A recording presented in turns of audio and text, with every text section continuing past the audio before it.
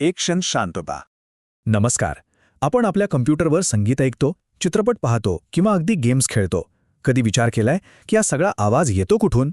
तो येतो एका छोट्या पण खूप महत्त्वाच्या उपकरणातून. आज आपण त्याच एका अनसंग हिरोबद्दल म्हणजे साऊंड कार्डबद्दल बोलणार आहोत. तर आजच्या या भागात आपण काय काय पाहणार आहोत. सगळ्यात आधी साऊंड कार्ड म्हणजे नेमकं काय, मग ते डिजिटल सिग्नलला आपल्या कानांना ऐकू येणाऱ्या आवाजात कसं बदलतं, त्याच्या आत काय काय असतं, आवाजाच्या क्वालिटीमध्ये कोणती मोठी क्रांती झाली, आणि हो, ते इन्स्टॉल कसे करतात, आज त्याचा वापर काय आहे, आणि सगळ्यात महत्त्वाचं, साऊंड कार्ड्स खरंच इतके महत्त्वाचे का आहेत. चला तर मग सुरू करूया. चला आपल्या पहिल्या भागाकडे वळूया. Sound card. पीसी ऑडिओचा एक असा नायक ज्याच्याकडे आपलं फारसं लक्ष जात नाही, पण तो नक्की करतो तरी काय पाहूया. आपण रोज गाणी ऐकतो, सिनेमे बघतो, गेम्स खेळतो. आवाजाशिवाय या कशाचीच मजा नाही, बरोबर? पण आपला कम्प्युटर हा आवाज तयार कसा करतो? कधी हा प्रश्न पडलाय? याचं उत्तर दडलंय एका छोट्याशा हार्डवेअरमध्ये, आणि ते म्हणजे साऊंड कार्ड.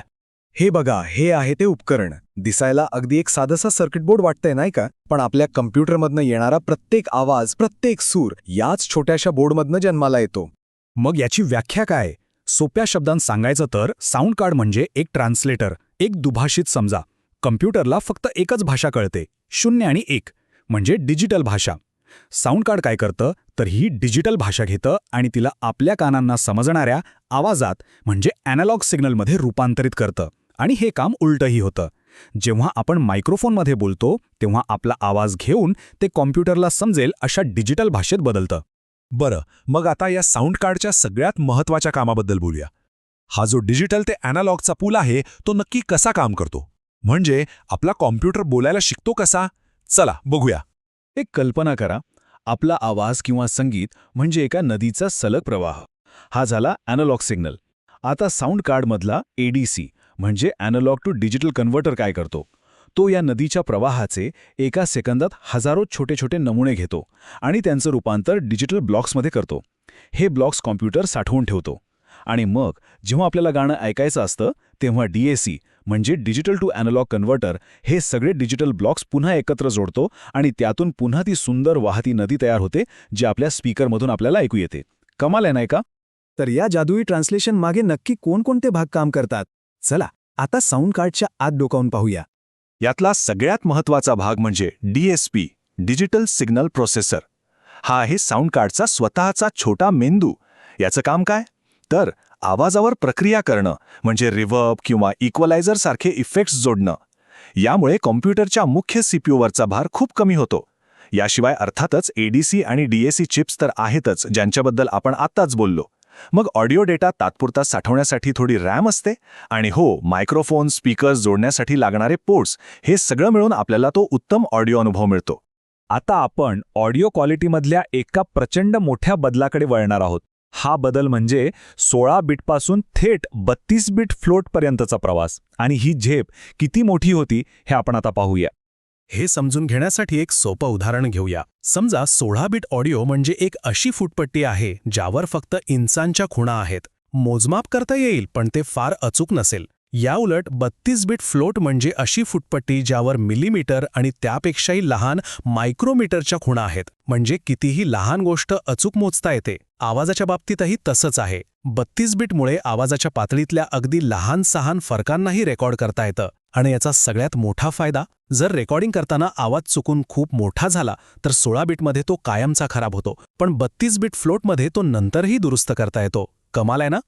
तर 16 बीट ऑडिओमध्ये काय व्हायचं?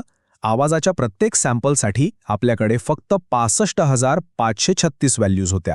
आकडा मोठा वाटतो, पण याचा अर्थ असा की एकदम शांत आवाज आणि एकदम मोठा आवाज यांच्यामधले बारकावे टिपायला जागा खूप कमी होती. याची एक मर्यादा होती, ती म्हणजे 96.3 डेसिबल, म्हणजे साधारण एका मोठ्या ऑर्केस्ट्राच्या आवाजाएवढी रेंज. ठीक आहे, आकडा वाईट नाहीये, पण आता जो पुढचा आकडा येणार आहे त्याच्यासमोर हा काहीच नाही. आणि इथेच खरा गेम चेंजर येतो.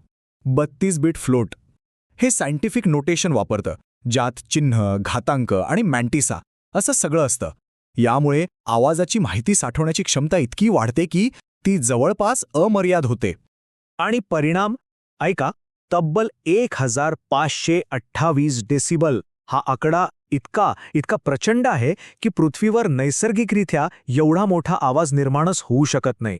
म्हणजे एका शांत खोलीतल्या श्वासाच्या आवाजापासून ते थेट ज्वालामुखीच्या स्फोटापर्यंत सगळं काहीही डिस्टॉर्शन न होता रेकॉर्ड करण्याची ही ताकद आहे. ही खरंच ऑडिओ टेक्नॉलॉजीमधली एक अविश्वसनीय झेप होती. बरं, इतकं सगळं भारी तंत्रज्ञान आहे, पण हे साऊंड कार्ड कम्प्युटरमध्ये बसवतात तरी कसं? आणि महत्त्वाचा प्रश्न, आजच्या काळात खरंच याची गरज आहे का? चला याबद्दल बोलूया. जुन्या दिवसांमध्ये पीसीमध्ये साऊंड कार्ड बसवणं तसं सोपं काम होतं. कॉम्प्युटर बंद करा, स्वतःला ग्राउंड करा, म्हणजे स्टॅटिक इलेक्ट्रिसिटी निघून जाईल, मग एका रिकाम्या स्लॉटमध्ये कार्ड बसवा आणि स्क्रू लावून फिट करा, झालं काम. पण आजकाल काय परिस्थिती आहे? आज बहुतेक मदरबोर्डवरच ऑडिओची सोय इनबिल्ट असते. सामान्य वापरासाठी ते पुरेसं आहे, पण ज्यांना आवाजाची सर्वोत्तम गुणवत्ता हवी आहे, म्हणजे संगीतकार असतील, व्यावसायिक ऑडिओ प्रोड्युसर्स असतील किंवा हार्डकोर गेमर्स असतील, त्यांच्यासाठी एक वेगळं डेडिकेटेड साऊंड कार्ड आजही तितकंच महत्त्वाचं आहे. तर मग या सगळ्याचा निष्कर्ष काय? साऊंड कार्ड्स आपल्या डिजिटल आयुष्यासाठी इतके महत्त्वाचे का आहेत? पाहूया. बघा, आपण संगीत ऐकतो, सिनेमे बघतो, त्यासाठी तर हे लागतंच. पण गेमिंगमध्ये विचार करा, शत्रू नक्की कोणत्या दिशेने येतोय हे पावलांच्या आवाजावरून ओळखता येतं, ते चांगल्या साऊंड कार्डमुळेच. आवाज रेकॉर्ड करण्यासाठी, व्यावसायिक संगीत तयार करण्यासाठी तर याशिवाय पर्यायच नाही. थोडक्यात काय, तर साऊंड कार्ड आपल्या डिजिटल अनुभवाला एक नवी उंची, एक नवी खोली देतं. याच्याशिवाय आपलं डिजिटल जग खूपच शांत आणि खरं तर कंटाळवाणं झालं असतं. आज आपण पाहिलं की साऊंड कार्ड कसं डिजिटल डेटाला आवाजात बदलतं. एक प्रकारे ते एका भाषेचं दुसऱ्या भाषेत भाषांतरच करतं. यावरून एक विचार मनात येतो, जर कम्प्युटरसाठी आवाज हा फक्त एक डेटा असेल, तर भविष्यात आपण तंत्रज्ञानाच्या मदतीने अजून कोणकोणत्या गोष्टींचं भाषांतर करायला शिकणार आहोत? विचार करण्यासारखी गोष्ट आहे, नाही का?